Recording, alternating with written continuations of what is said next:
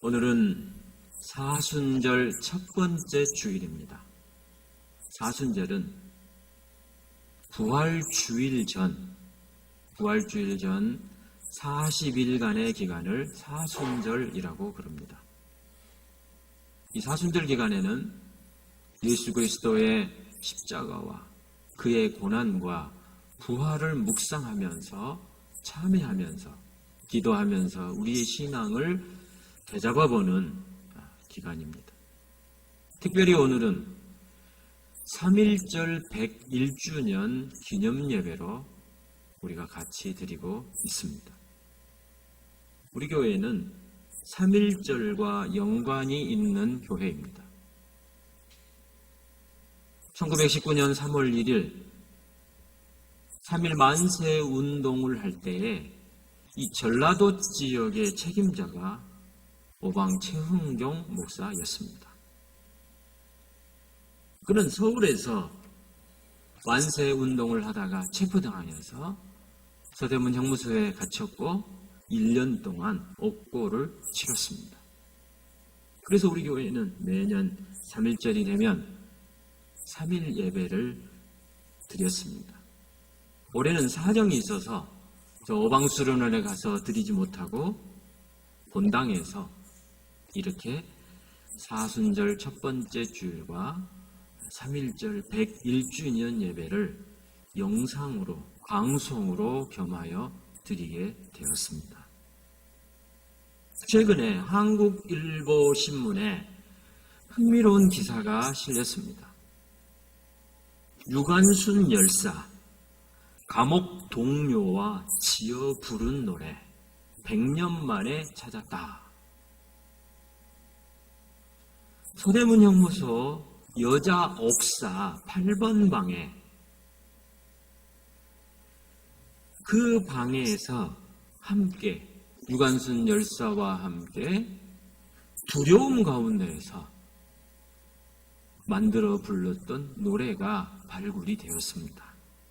가사의 내용은 이렇습니다. 진중이 7이 진흙색 일복 입고 두 무릎 꿇고 앉아 주님께 기도할 때 접시 2개 콩밥덩이 창문 열고 던져줄 때 피눈물로 기도했네. 피눈물로 기도했네. 이 가사에 보면 주님께 기도할 때라는 부분이 있습니다. 어찌해서 여자 옥사 8번 방에서 이 서대문 형무소에서 여성들이 모여서 주님께 기도했냐 이것입니다. 그 사람들은 어떤 사람들이었을까요? 왜 여성의 몸으로 독립운동을 하다가 서대문 형무소에 갇혔던 것입니까? 사연은 이렇습니다.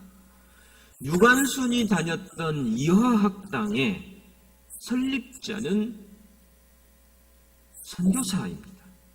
이 선교사들은 개신교 미션 스쿨을 하면서 그들을 교육하였습니다. 하나님을 사랑하는 것과 나라와 민족을 사랑하는 것은 다르지 않다는 것을 가르쳤습니다. 그래서 그들은 만세운동을 참여하였고 감옥에 갇혔습니다. 유관순과 함께 감옥에 갇혔습니다. 유관순과 함께 갇혔던 사람들 중에 6명이 그리스도인이었습니다. 예수 믿는 사람들이었습니다. 그 중에는 어윤희라는 여성이 있습니다.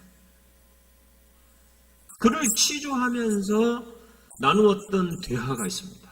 남자들도 벌벌 떨던 그 독립선언서를 배포한 여인이 이 어윤희입니다. 8호 감방 수감자 중에 나머지 3명도 다 다른 지역에서 예수 믿는 사람들이었습니다. 그들의 수감 생활은 이루 말할 수 없었습니다. 유관순의 경우는 고문당하다가 감옥으로 돌아오면 피투성이가 돼가지고 제대로 걷지 못하고 질질 끌려오다시피 하였습니다.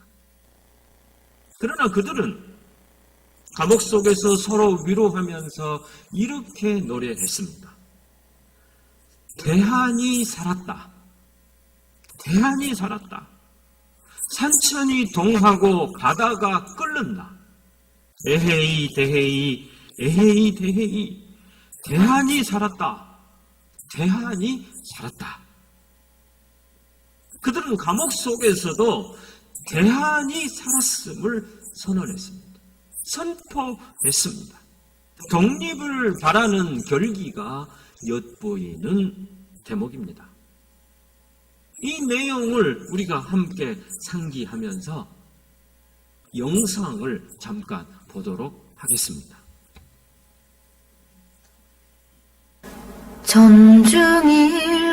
전중일곱이 진흙색 일복 입고 두 무릎 꿇고 앉아 주님께 기도할 때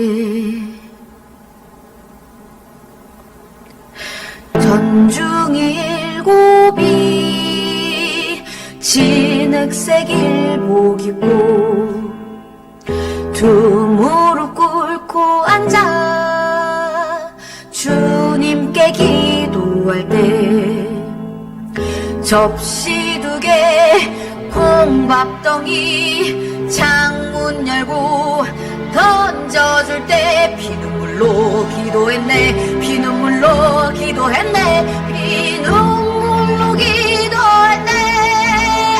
대한이 살았다. 대한이 살았다. 산천이 동하고 바다가 끓는다. 에헤이 에헤이 대한이 살았다. 대한이 살았다.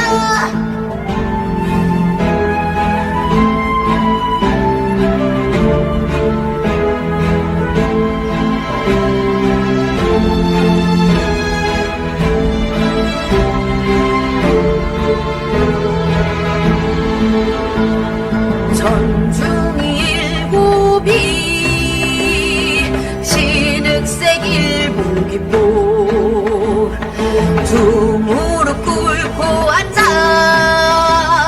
주님께 기도할 때 접시 두 개 콩밥덩이 창문 열고 던져줄 때 피눈물로 기도했네. 피눈물로 기도했네. 피눈물로 기도했네. 대한이 살았다. 대한이 살았다. 산천이 동하고 바다가 끓는다. 에헤이 에헤이 대한이 살았다. 대한이 살았다. 에헤이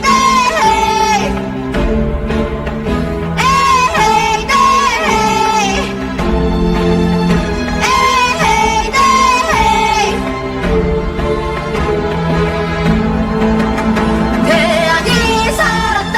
대한이 살았다. 산천이 동하고 바다가 끓는다. 에헤이 대한이 살았다. 대한이 살았다. 대한이 살았다. 대한이 살았다.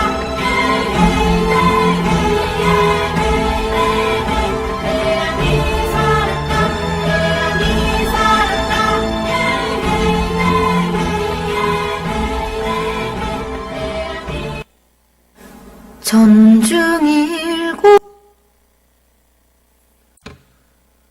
유관순을 비롯한 저들은 왜 거리로 나갔을까요? 군중 심리에 나간 사람들도 아마 있었을 것입니다. 민족 자결주의에 희망을 걸고 나간 사람들도 있었을 것입니다. 강대국이 우리를 구해주지 않을까 하는 일말의 소망을 가지고 나간 사람도 있을 것입니다. 그러나 유관순, 어윤희와 같은 사람들은 어떤 이유로 거리에 나아갔을까요? 하나님을 사랑했기 때문에 그렇습니다. 하나님을 사랑하는 것과 나라와 민족을 사랑하는 것은 다른 것이 아니었기 때문에 그렇습니다. 그들 안에는 고통이 있었습니다. 그치지 않는 아픔이 있었습니다. 결코 그 무엇으로도 해결할 수 없는 고통이 있었습니다. 무슨 고통이었을까요? 먹고 살기 위한 고통이었을까요? 입는 것을 위한 것이었을까요? 보다 더 많은 것을 갖기 위한 고통이었을까요? 자기가 잘 살게 되기 위한 그런 고통이었을까요? 명예롭게 살기 위한 고통이었을까요? 아닙니다. 자기 자신을 위한 고통이 아니었습니다.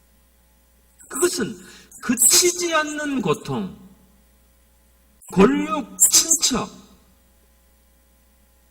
민족을 향한 그들의 들끓는 아픈 마음, 고통이 있었습니다. 그래서 그들은 거리로 나아갔습니다. 생계를 위한 것이 아닙니다. 개인의 번영을 위해서 한 것이 아닙니다. 고통 중에 있는 동포들을 위한 것이고 잃어버린 나라를 찾기 위하여서 그들은 거리로 나아갔습니다. 오늘 본문 말씀에도 그치지 않는 고통이 있는 사람이 있습니다. 큰 근심이라고 말하고 있습니다. 사도 바울입니다. 바울에게는 어떤 고통과 큰 근심이 있었습니까? 자기 동족을 향한 근심과 고통이 있었습니다.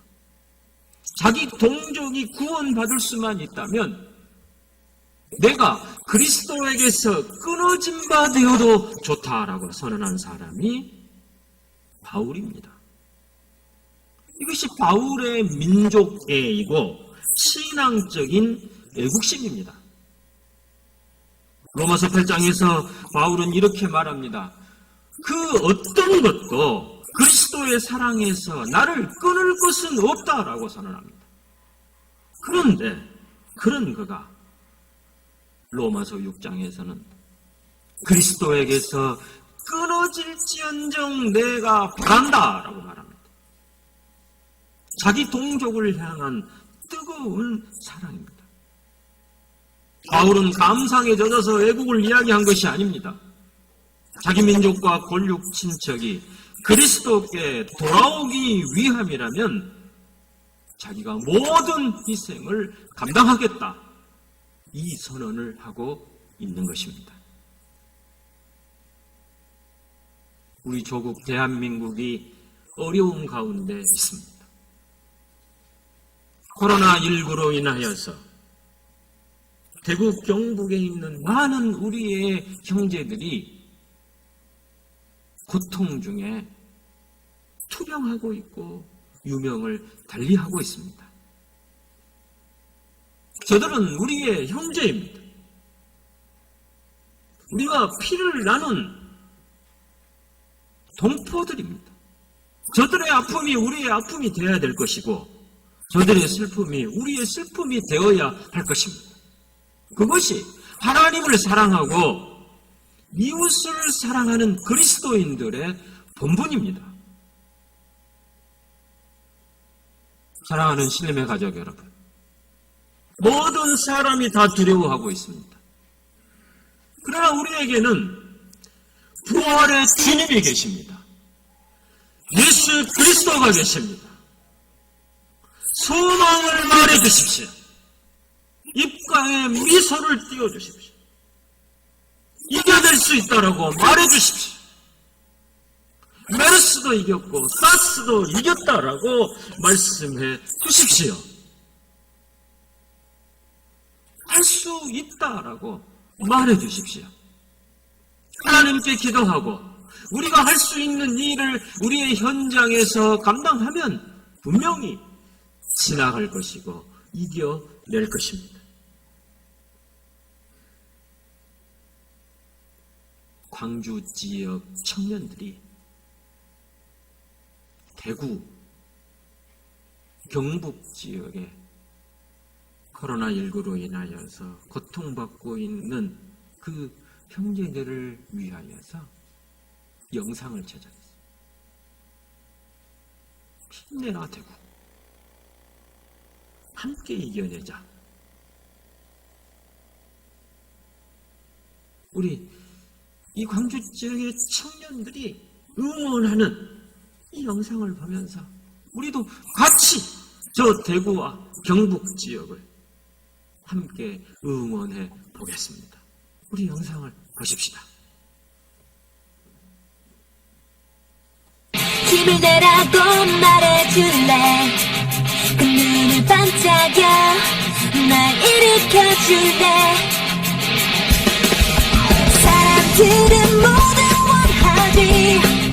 더 빨리 더 많이 난 평범한 소년들. 바람은 자유로운데 모르겠어 다들 어디론지. 하지만 힘을 내린 만큼 과잖아. 이것쯤은 정말 별거 아냐. 세상을 뒤집자 도무지 알 수 없는 것뿐이. 복잡한 이 지구가 재밌지. 그 이유는 하나. Yes it's you.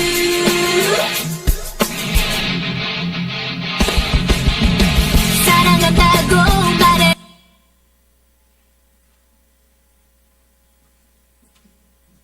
기도하십시다.